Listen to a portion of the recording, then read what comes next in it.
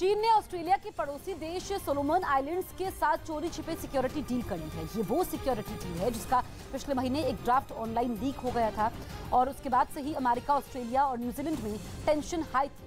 वो लगातार चीन को चेतावनी दे रहे थे, सोलोमन आइलैंड्स को मनाने में लगे थे, लेकिन सारी धमकियों को ठेंगा दिखाते हुए चीन ने सोलोमन आइलैंड्स से डील कर ली है। आतंकी संगठन आईएसआईएस के षड्यंत्र का पर्दाफाश हुआ। कनाडा की एक संस्था की रिपोर्ट में दावा किया गया कि इस आतंकी संगठन ने अब रूस और चीन में पैर पसारने शुरू कर दिए और उसने अपने संगठन को मजबूत करने के लिए इन दोनों देशों पर नजरें गड़ा दी हैं।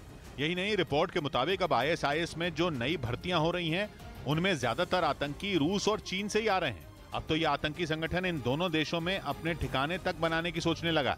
यही वजह है कि इस रिपोर्ट में रूस और चीन को इस खतरे को लेकर आगाह किया गया और अपने नागरिकों को इस संगठन में भर्ती होने से बचाने के लिए साझा रणनीति बनाने की सलाह भी दी गई। क्योंकि अगर आईएसआईएस इन दोनों देशों में अपने पैर जमाने में कामयाब हो गया तो इस खूंखार आतंकी संगठन के पूरे मध्य एशिया में फैलने का खतरा बढ़ जाएगा। ब्रेकिंग न्यूज, रूस और यूक्रेन की जंग पर रूस के एक बड़े मंत्री का परमाणु बम के इस्तेमाल पर बयान आया है, जिससे परमाणु हमले पर रूस की नीति से जुड़े अहम संकेत मिले हैं। माना जा रहा है कि जंग में रूस की सेना परमाणु बम का इस्तेमाल नहीं करेगी। पहले माना जा रहा था कि यूक्रेन पर रूस कभी भी परमाणु बम गिरा सकता है, लेकिन अब पता चला है कि परमाणु हमले के प्लान को फिलहाल टाल दिया गया है।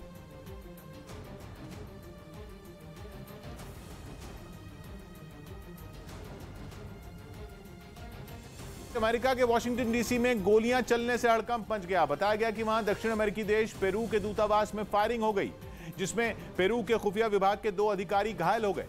उनके अलावा इस हमले में एक आम आदमी को भी गोली लगी, जिसके बाद घायलों को तुरंत अस्पताल ले जाया गया, जबकि मौके पर पुलिस मामले की जांच में जुट गई। हालांकि ये साफ नहीं हो पाया कि वॉशिंगटन डीसी में यह हमला पेरू दूतावास के अंदर हुआ या बाहर। कुछ दिन पहले न्यूयॉर्क में मेट्रो स्टेशन में फायरिंग हुई थी।